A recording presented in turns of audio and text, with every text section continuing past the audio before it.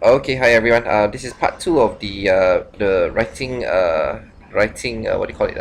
Writing videos. First one was the narrative writing structure. Now the second one is on how to build content, and we are going to adopt the show not tell approach, which basically uses the five senses. We did show not tell earlier on in the setting, under your what do you call it? After your orientation. So we are going to do something similar here for show not tell. Basically, we're going to use an idea and we are going to build content on that idea. And I'm going to use some examples that I saw in the students' writing. So let's talk about the first compo 2, for the snake compo, right? Now, these were some of the common sentences I saw. For the first one was we pitched our tents. Now, how do I use show not tell to build more content? Right. So instead of saying we pitch our tents, use your senses. Like is your sense of sight. Like what do you see when you're pitching a tent? So you could say something like um, we unpacked the bags containing our tent and slowly unfolded them, and then using your sense of maybe your sense of touch, um, with a mallet and some packs, David and I slowly but surely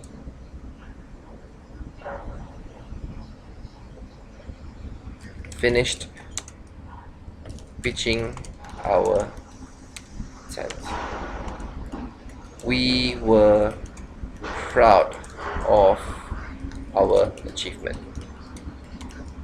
So even though the idea was about pitching your tent, by using your senses, you can actually flesh it out. So instead of just having one sentence, you have almost what about three sentences now, right? So you have about three sentences based on one sentence. So by doing this, you certainly do not have to worry about the number of words you're writing. When you use show not tell, automatically your number of words that you write will definitely meet the minimum required number of words for your story. Okay, so how about the other one, in which there was a snake in front of us? Okay, so this was another common one.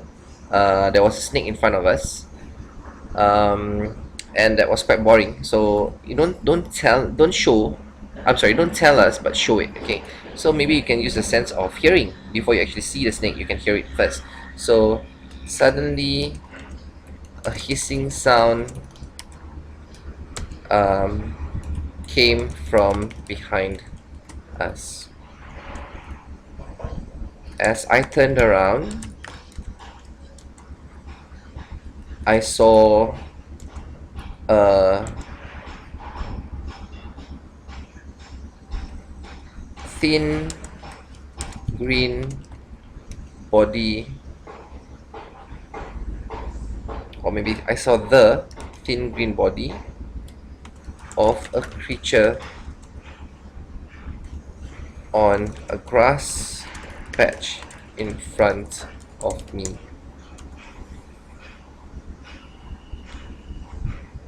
Then again, your sense of sight,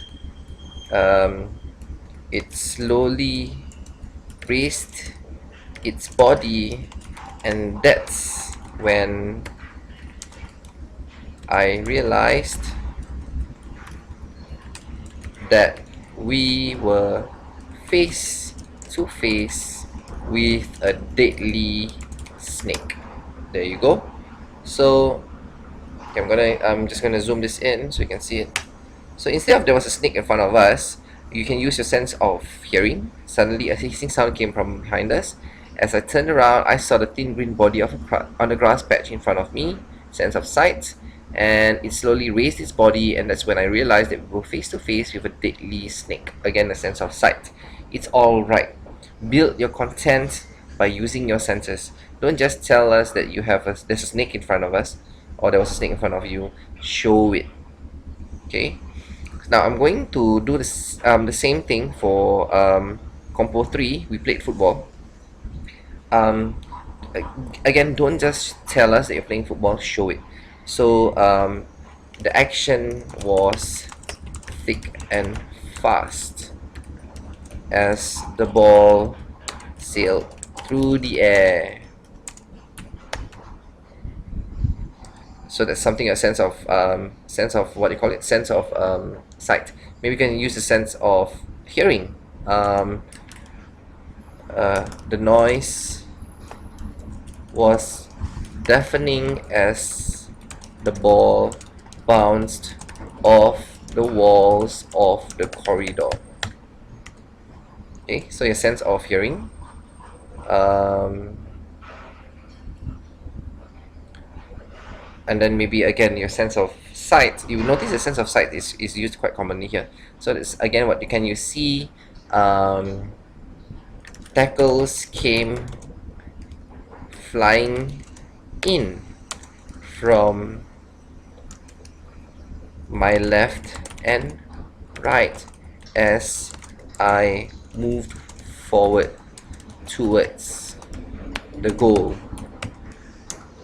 So there is a sense of feeling as well as sense of what do you call it, sight here. So instead of saying that we played football and it's very boring, you can use something like this. The action was thick and fast as the ball sailed through the air. The noise was deafening as the ball bounced off the walls of the corridor. Tackles came flying in from my left and right as I moved forward towards the goal. See, this is really painting a picture of how the game was being played rather than just telling us you played football. Okay, so I'm gonna give something. I'll do something similar. For the ball hit the glass tank. So the ball hit the glass tank. Okay, that's boring. So we watched in dismay as the ball sailed towards the transparent glass tank. So you're describing how it looks like, sense of sight, with a sickening crack, sense of hearing. The ball broke the tank, shattering it into a million pieces. Water started gushing out almost immediately. So we have a sense of sight, sense of hearing over here, together with a sense of sight shattering into a million pieces, and then again a sense of sight, water started gushing out almost immediately. This is just one classic example of how you can use show not tell to expand, make more content, more words, right? So that's basically show not tell, using your sense of your senses to build on the content that you have. Okay, now I'm going to move on to the final part of this writing videos, which would be writing tips.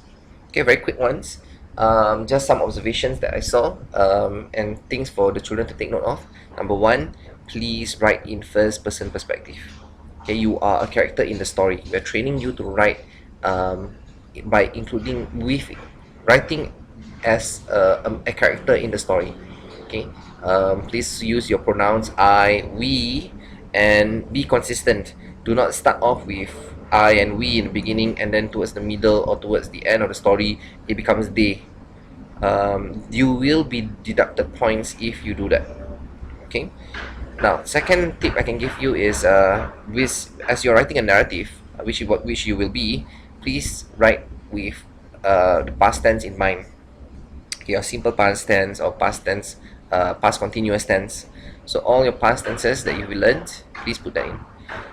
Now, thirdly, memorize phrases for your different types of emotions. Like for example, instead of just saying like, okay, in a story, mostly you will have happy endings, right? So you would certainly have the feeling of happiness uh, or a feeling of relief. So memorize phrases that demonstrates these emotions. For example, happiness. It could be something like "We were over the moon," or if it's a feeling of relief, relief swept through us as we realized that we were saved. So memorize these phrases. You can use them at any part of the story. Just put them in to boost your scores. If you can memorize spelling words, um, I'm sure you have no problems memorizing these phrases. Okay, so put that effort in. And then finally, power words. Okay, you should move away from using the basic words like happy, sad. Okay, replace them with better words, or what I refer to them as power words. Happy, you can replace it. Happy, you can replace it easily with overjoyed, right? And sad could be very easily replaced by forlorn, right? And there are many examples here. You can always look at your thesaurus, thesaurus, and then have a look at what are some of the words that you can use. A thesaurus, okay. You have an online thesaurus, or you might have one. You can also actually get some similes. Some dictionaries actually do provide similar words, similes, right? And then you can use these power words in your story. Okay, so the duration of the paper should allow you to plan the story in the beginning. Just write down short notes in the question paper on what you think your story want to be. Obviously, you're not gonna have a planner like what you did in Compo 1, 2, and 3. You're not gonna have the time for it. So just very briefly write down your plan on the question paper, and then you move on. Okay, don't spend more than 5 minutes planning. 5 minutes to plan and the rest of it writing the story. Towards the end, please revise your story, edit your story, check it for errors, and see whether or not you can replace certain words with better words, or certain phrases with better phrases. All right. So that should be about it for the writing videos. That would be. I wish you the best of luck. Do your revision, memorize your phrases, and learn from the mistakes that you did in Compo 2 and 3. All right. Okay. So for patients, all the best. Good luck. I'll see you on Monday. Bye bye.